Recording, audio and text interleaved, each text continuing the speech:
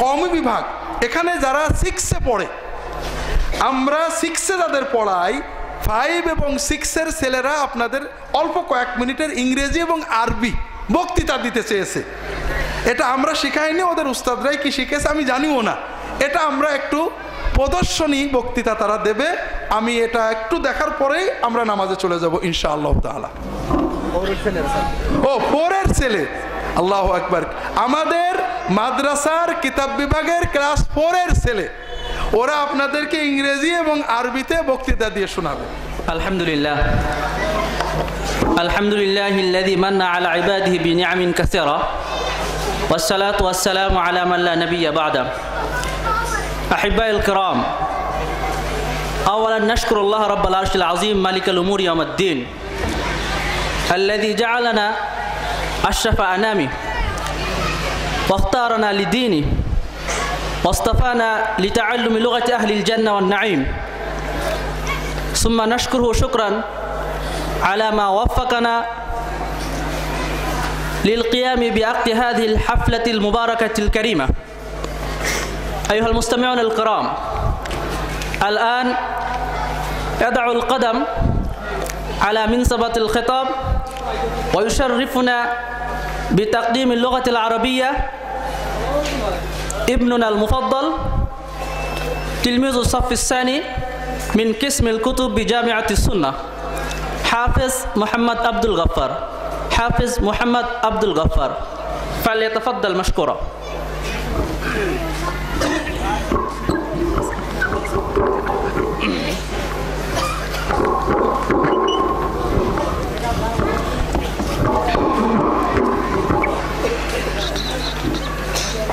السلام عليكم ورحمة الله.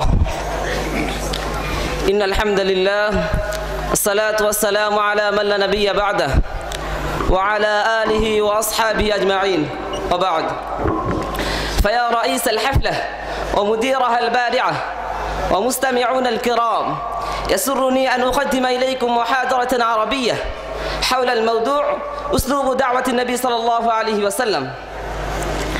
إخوتي في الإيمان، إنني أقدم إليكم محاضرتي منقسمة إلى 4 أقسام. أول، الحالة قبل بعثة النبي صلى الله عليه وسلم. الثاني، أسلوب دعوة النبي صلى الله عليه وسلم. الثالث، نتائج دعوة النبي صلى الله عليه وسلم. الرابع، واجبتنا في الدعوة. أيها الحفل الكريم، قبل بعثة النبي صلى الله عليه وسلم كان العالم على قريب من الموت، وقرب العالم لجهالة الناس وحماقتهم إلى درجة أنهم كانوا لا يعرفون الله، حتى كانوا لا يعلمون من المستحق للعباد، وكان يأكل القوي الضعيف ويظلم الشريف الوديع، فكانت تبكي الإنسانية في الوحدة، وكانت تمشي الحيوانية على الأرض مرحا. ففي هذه الحالة بعث النبي صلى الله عليه وسلم رحمة للعالمين لإخراج الناس من الظلمات إلى النور، ومن الضلال إلى الهدى، ومن الكفر إلى الإيمان. أيها الحفل الكريم، فالآن أريد أن أتطرق إلى القسم الثاني، أي أسلوب دعوة النبي صلى الله عليه وسلم. فإن نبينا محمد صلى الله عليه وسلم كان يستخدم أساليب شتى في الدعوة، يمكن أخذها عن قول الله عز وجل: أعوذ بالله من الشيطان الرجيم، ادع إلى سبيل ربك بالحكمة والموعظة الحسنة وجادلهم بالتي هي أحسن. فمن هذه الآية الكريمة نعلم أن الأساليب هي الحكمة والموعظة الحسنة والمجادلة الحسنى. فالحكمة يراد بها أن يكون الداعية عالما وفاهما بأفضل الطرق الموصلة إلى غرضه. أيها الحفل الكريم، الآن أريد أن أتطرق إلى القسم الثالث، وهو نتائج دعوة النبي صلى الله عليه وسلم. إن دعوة النبي صلى الله عليه وسلم مثمرة وفعالة بمجرد 23 عاما، وكان العالم ينقلب على عقبه، وكانت نجت الإنسانية من الهلاك والفساد، ورأت طريق الخير والفلاح، وزال الظلم والفساد. أيها الحفل الكريم، القسم الأخير واجبتنا في الدعوة. نحن أمة مسلمة أخرجنا للناس نأمر بالمعروف وننهى عن المنكر كما في التنزيل العزيز كنتم خير أمة أخرجت للناس تأمرون بالمعروف وتنهون عن المنكر. فللأمر بالمعروف والنهي عن المنكر لا بد لنا من الدعوة واتباع أساليب النبي صلى الله عليه وسلم وعدم الانحراف عنها، فإن نبينا محمدا صلى الله عليه وسلم قدوة وأسوة لنا في كل شيء وفي كل مكان وفي كل حين، كما نطق به القرآن لقد كان لكم في رسول الله أسوة حسنة. أيها الحفل الكريم، أخيرا أشكر الله على هذه النعمة العظيمة، ثم أشكر هذه الجامعة والقائمين بها ومن معهم من المؤيدين والناصحين لها، ولا أنسى أن أشكر من صميم قلبي الأساتذة الكريم الذين غرسوا حب هذه اللغة. لقلة الوقت ولضيقه أكتفي بهذا الكلام ولا أطيل عليكم كلامي. إلى اللقاء، السلام عليكم ورحمة الله.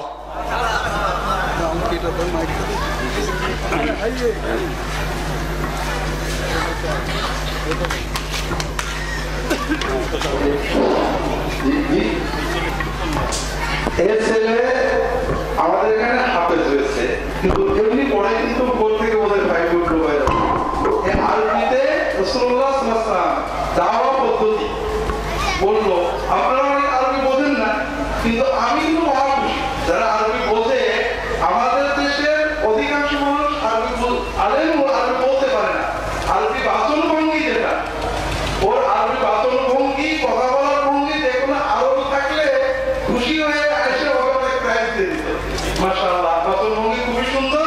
আপনারা দোয়া করেন এদের জন্য আল্লাহ বড় আলেম করেন।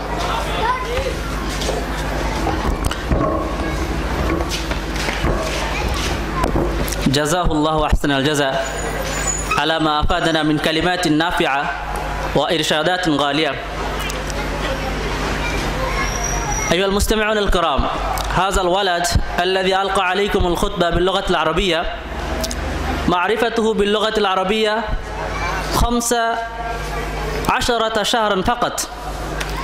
أرجو أنكم فرحتم بهذه الخطبة وتمتعتم بما أنتجت هذه الجامعة التي لنا ولكم.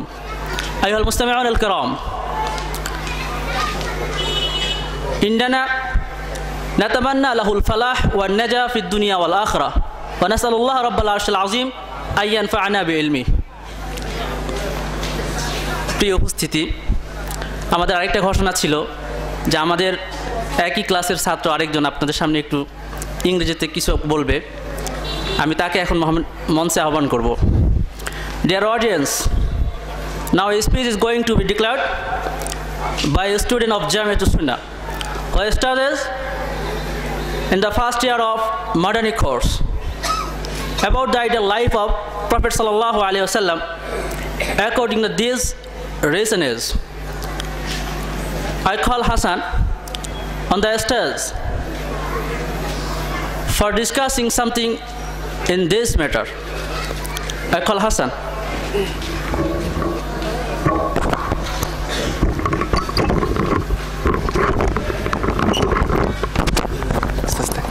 এখন যে আপনারা আরবি বক্তব্য শুনলেন, ওই ছেলের আরবি বক্তব্য শুনে আমাদের এক ভাই 200 টাকা পুরস্কার দিয়েছেন।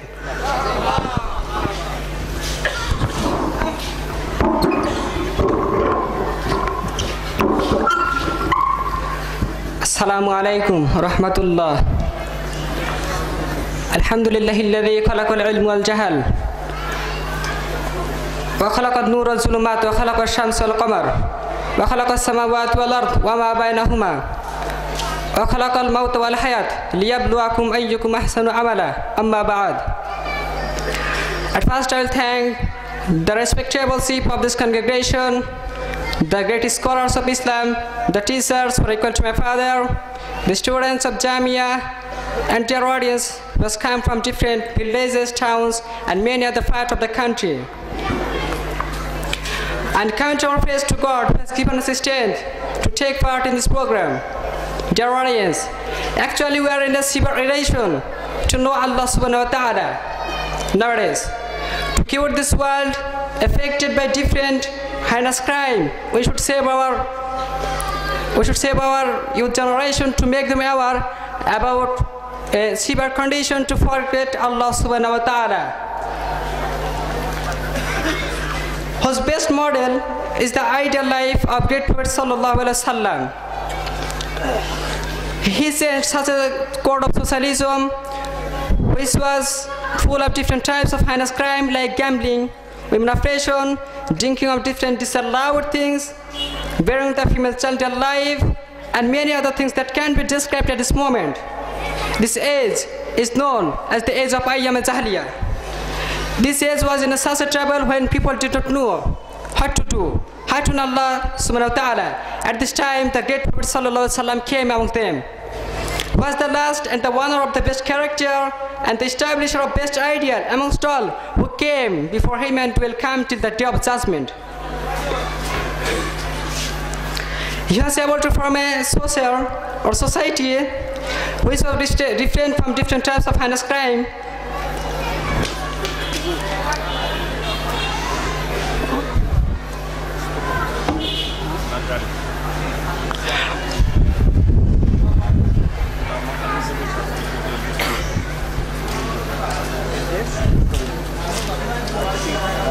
As can be found in the history of the any nation of the world a little bit.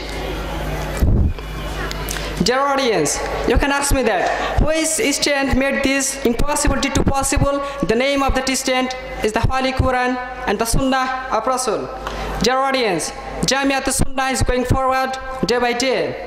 To its main aim, which is to show the mankind the right way that Allah said in the Holy Quran and Prophet sallallahu alaihi wasallam said in the Hadith. The Prophet ﷺ said, the time until you held the Holy Quran and the Sunnah of Rasul profoundly and strongly, no other strength in the world is present to remove you from the way of Allah subhanahu wa ta'ala and Prophet ﷺ. May Allah gives us strength to know the Holy Quran and the Sunnah of Rasul profoundly and build our life as directed by the Holy Quran and Sunnah. Amin. Assalamu alaikum. আলহামদুলিল্লাহ, আমরা 7:30 নামাজ আযানের কথা বলছিলাম। একটু আপনাদের সময় আমরা 8টায় ইনশাআল্লাহ আমাদের বিশেষ অতিথি শেখ নাসিরউদ্দিন কাকি আসবেন, আমাদের মাননীয় জেলা প্রশাসক সাহেব উপস্থিত হয়েছেন।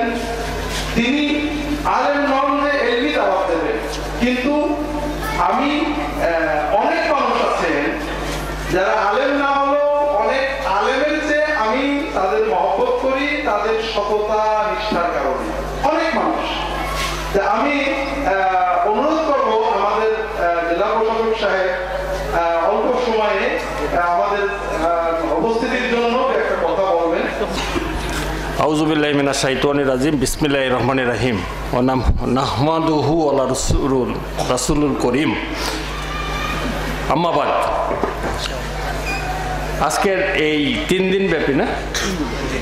দিন ব্যাপী আল সুন্নাহ আল ট্রাস্টের যে কোরআন হাদিসের আলোকে যে বয়ান, সেই বয়ানের আমাদের মাঝে উপস্থিত আছে ডক্টর আব্দুল্লাহ জাহাঙ্গীর, অন্যান্য সম্মানিত শিক্ষক মণ্ডলী এবং আপনারা যারা মুরব্বিয়ান এবং আজকের সম্মানিত উপস্থিতি, আপনাদের সবাইকে আসসালামু আলাইকুম।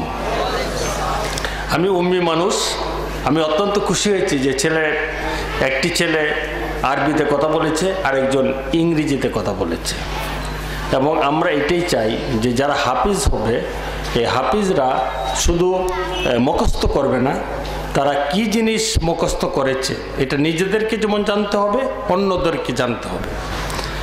তারা যখন ইউরোপে যাবে, আমেরিকার কথায় আসছে, ওরা যে আরবিটা যদি না বুঝে, হয়তো বা সৌদি আরবে গিয়া আরবিটা চালাইতে পারবে কোনো রকমে, কিন্তু ইউরোপে গিয়ে কিন্তু এই আরবি চলবে না।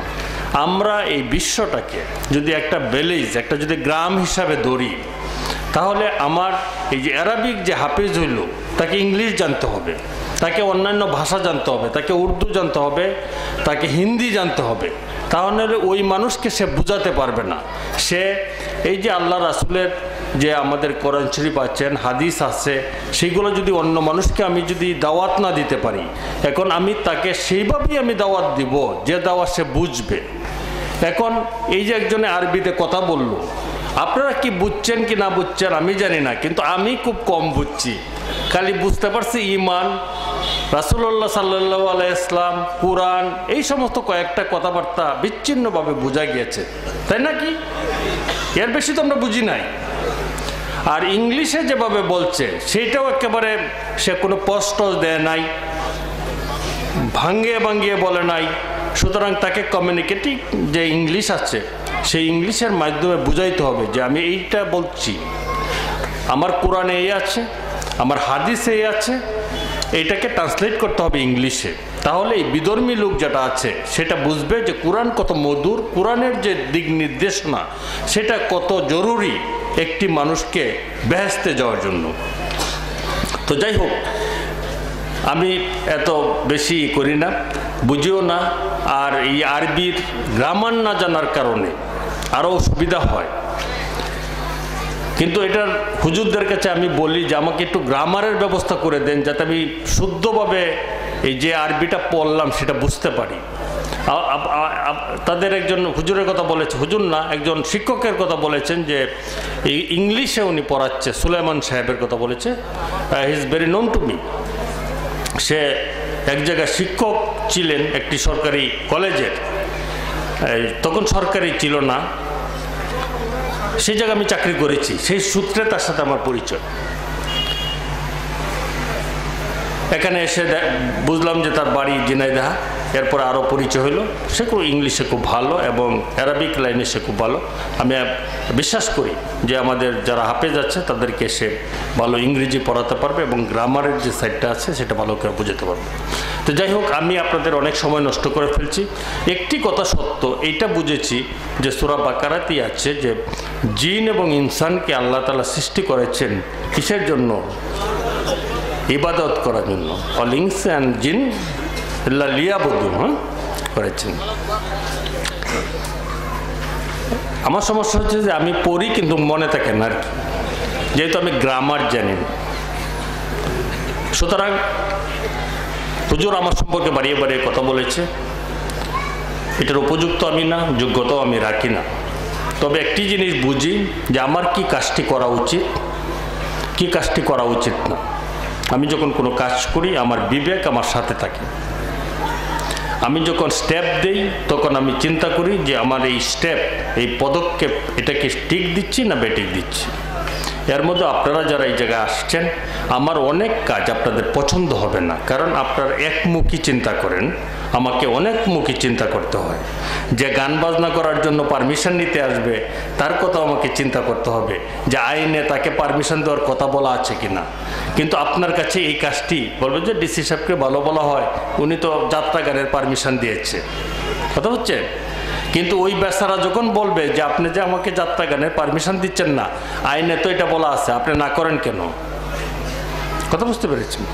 তো আমি যেটা করব সেটা হলো আমি যাত্রা গানের পারমিশন না দেওয়ার চেষ্টা করব। আর যদি দিতেই হয়, আইন কানুন নিয়ে যদি আমার সামনে হাজির হয়, তাহলে আমি বলবো যে এই যে অশ্লীলতা না করতে, তাকে বিরাট কন্ডিশন দিয়ে দিব যে এইগুলা করতে পারবেন না। যদি এইগুলা করেন তাহলে আপনারা জানাইলে আমি এটা ক্যান্সেল করে দিতে পারবো। যে আঙ্গুলে সই দিতে পারবো, অনুমতি দিতে পারবো, সেই আঙ্গুলে আবার ক্যান্সেল করে দেওয়া যাবে।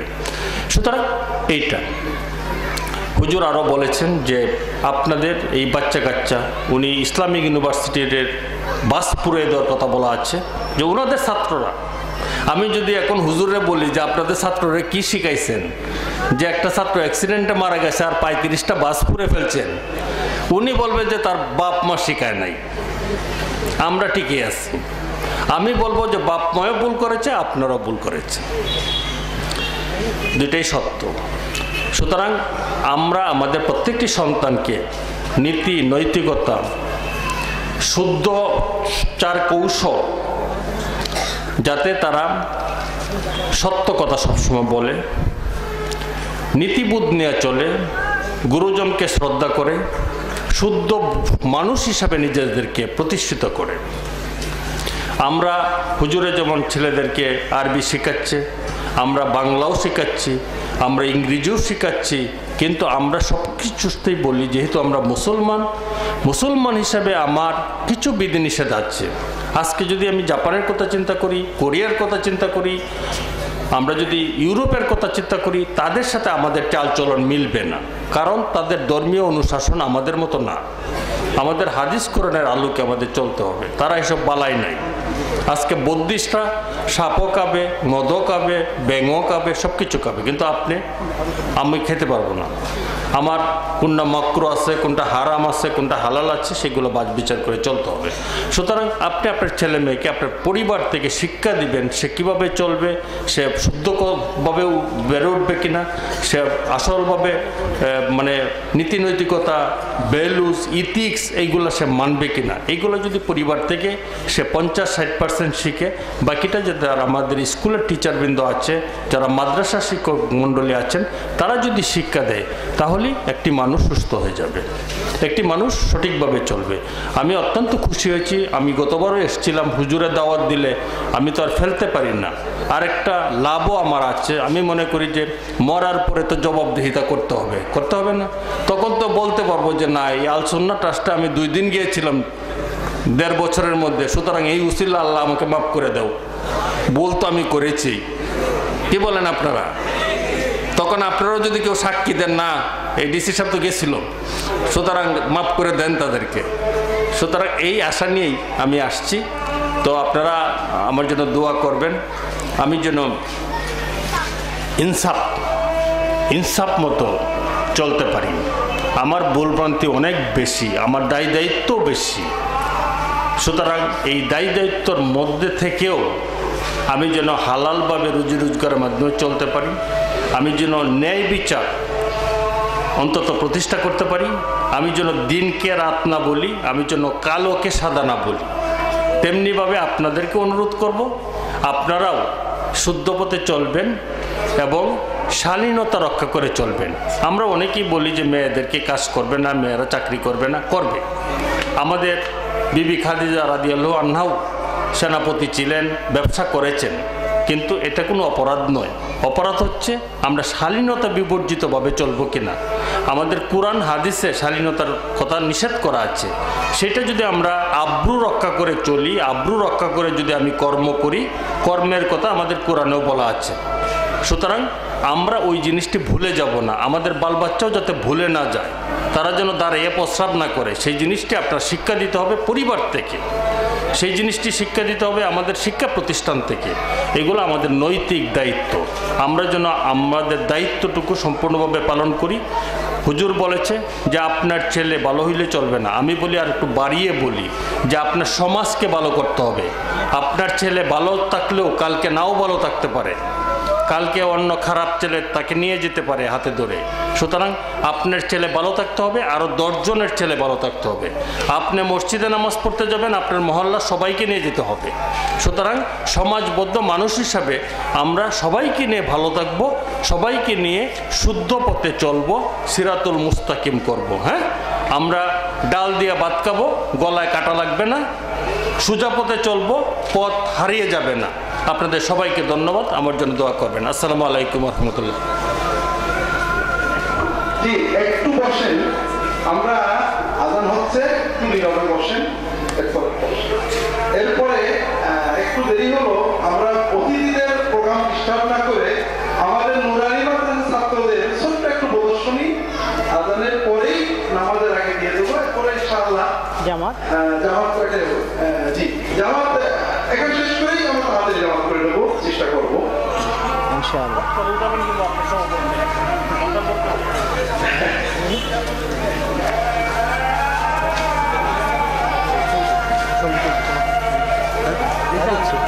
আসতে পারছি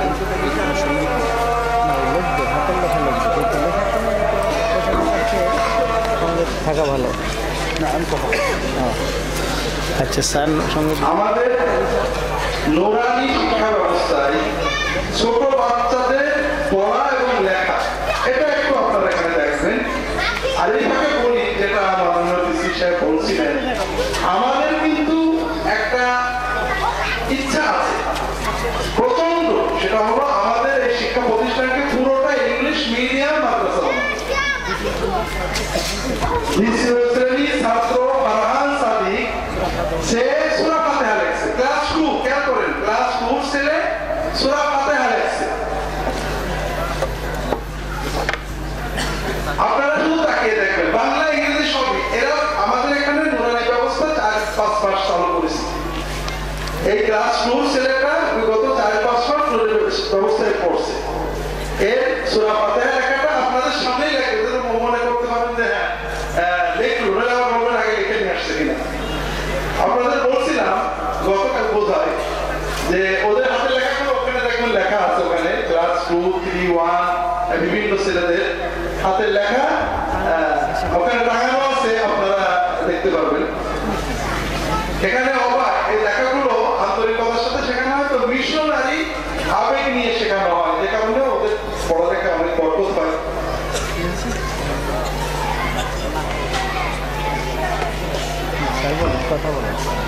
জি, এই ছেলেদেরকে বাংলা, ইংরেজি, আরবি তিনটে লেখা সমানভাবে শেখানো হয়, তিনটে ভাষা সমানভাবে শেখানো হয়। নুরানি বিভাগের নিশান, তুমি স্টেজে আসো। নুরানি বিভাগের নিশান, তুমি স্টেজে আসো। আর ওদেরকে যেটা আমরা অতিরিক্ত শেখাই সেটা হলো ইসলাম। দুটো দিক আপনারা লেখা দেখতে থাকেন। আর প্রথম শ্রেণীর ছাত্রী দৈনন্দিন জীবনের যে দোয়াগুলো আপনাদেরকে এই 2 মিনিট জীবনের অতি নিত্য প্রয়োজনীয় দোয়াগুলো সে বলবে, তুমি সামনে যাও। আসসালামু আলাইকুম ওয়া রাহমাতুল্লাহ।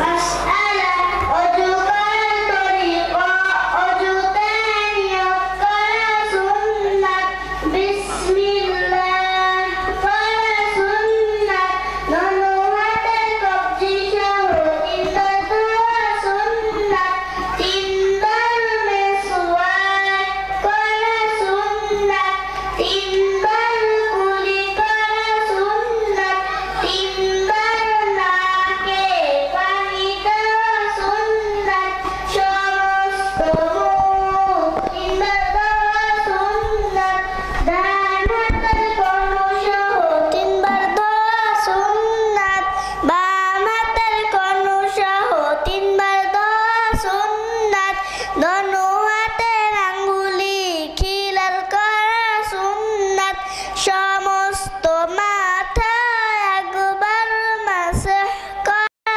সুন্নাত, কান মাসহ করা সুন্নাত, গর্দান মাসহ করা মুস্তাহাব, ডান পায়ের টাকনু সহ তিনবার দেওয়া সুন্নাত, বাম পায়ের টাকনু সহ তিনবার দেওয়া সুন্নাত, দোনো পায়ের আঙ্গুলি খিলাল করা সুন্নাত, অজুতে 4 ফরজ, সমস্ত মুখ ধোয়া, দোনো হাতের কনু সহ ধোয়া, মাথা মাসহ করা, দোনো পায়ের টাকনু সহ ধোয়া, গোসলে 3 ফরজ, ভালোভাবে কুলি করা, নাকে পানি দেওয়া, সমস্ত শরীর ধৌত করা, তায়াম্মুমে 3 ফরজ, নিয়ত করা, সমস্ত মুখ একবার মাসহ করা, দোনো হাতের কনু সহ একবার মাসহ করা।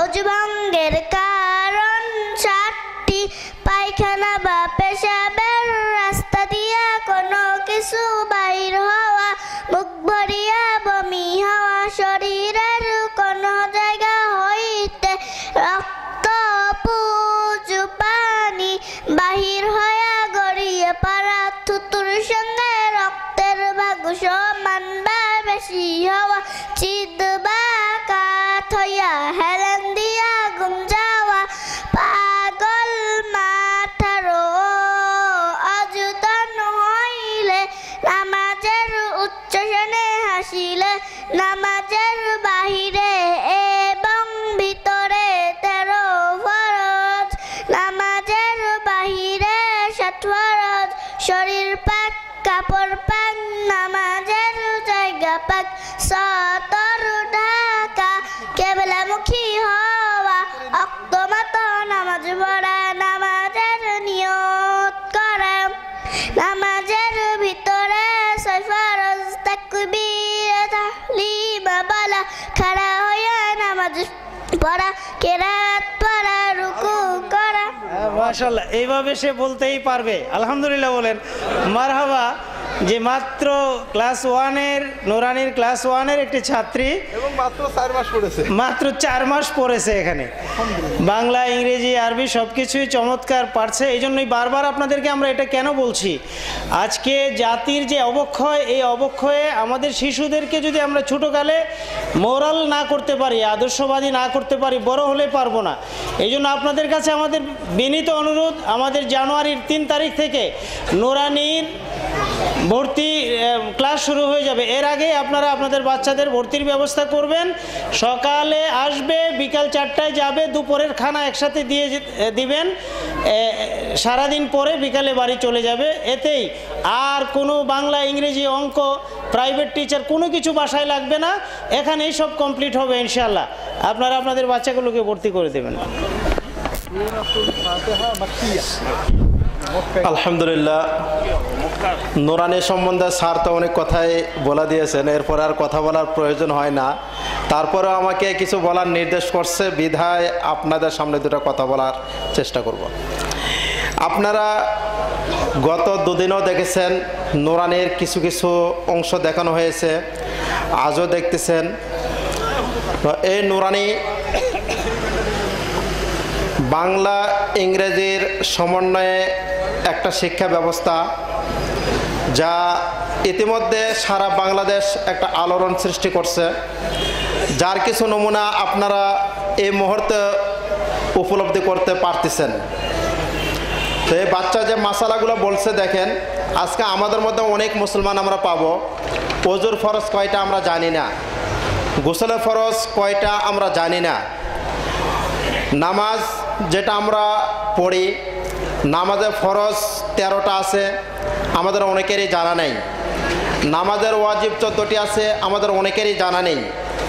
অথচ আমরা যাদের উপর নামাজ ফরজ হয়েছে তাদের প্রত্যেকের উপর এই বিষয়গুলো জানা অপরিহার্য। আবার আরেকটা জিনিস, যে নুরানিতে কোরআন শরীফ সহিশুদ্ধভাবে পড়ানো হয়। নামাজ কতকগুলো কারণে ভঙ্গ হয়ে যায়। এর মধ্যে প্রথম যে বিষয়টা আছে তা হচ্ছে নামাজে অশুদ্ধ কোরআন তেলাওয়াত করা। আলহামদুলিল্লাহ, নুরানিতে পূর্ণ কোরআন শরীফ সহিশুদ্ধভাবে তাসবিদ এবং তারতিলের সঙ্গে শিক্ষা দান করা হয়। তো আশা করি আপনারা যেহেতু উপলব্ধি করতে পেরেছেন নুরানিতে কি শিক্ষা দান করা হয়, এই আলোকে আপনাদের সন্তানদেরকে আগামী শিক্ষাবর্ষে আমাদের এই আসুন্না ট্রাস্ট পরিচালিত নুরানি বিভাগে আপনাদের সন্তানদেরকে ভর্তি করানোর জন্য যোগাযোগ করার আহ্বান জানিয়ে আমি আমার কথা শেষ করতেছি। জাযাকুমুল্লাহ খাইরান। আমরা ওকে দিচ্ছি, অনেক সময় লাগবে, এতক্ষণ আমাদের হাতে সময় নেই। ডিসি স্যারও চলে যাচ্ছেন, ও পড়ো, আমরা নামাজ পড়ি। মাশাআল্লাহ, আমরা নামাজ পড়ে আসি। খুব সুন্দর লেখা, দেখছেন? এটা তো বুঝেন নাকি? হ্যাঁ, সঙ্গীত। হ্যাঁ, আউযু বিল্লাহি মিনাশ শাইতানির রাজিম, সূরাতুল মাক্কিয়া। একটা ছোট্ট আমাদের নুরানি সঙ্গীত পাঠ করবে। আজ পরিচয় দিয়ে দাও, কোন ক্লাসে? মাহমুদুল হাসান, নুরানির ছাত্র মাহমুদুল হাসান নিশান একটি নুরানি সঙ্গীত পাঠ করবে। নুরানির আসর পেলাম আজি পথের দিশা, নতুন আলোর ভোর। পেলাম আজি পথের দিশা, নতুন আলোর ভোর। সবুজ মাঠে সোনার ফসল, নুরানির আসর।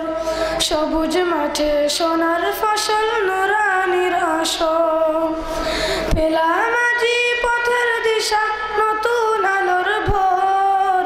সবুজ মাঠে সোনার ফসল, নুরানির আসর। অন্ধকারে আলোর মশাল হাতে নিয়ে চল, কলবেতে শান্তি পাবে, বক্ষে পাবে বল। অন্ধকারে আলোর মশাল হাতে নিয়ে চল, কলবেতে শান্তি পাবে, বক্ষে পাবে বল। সোনার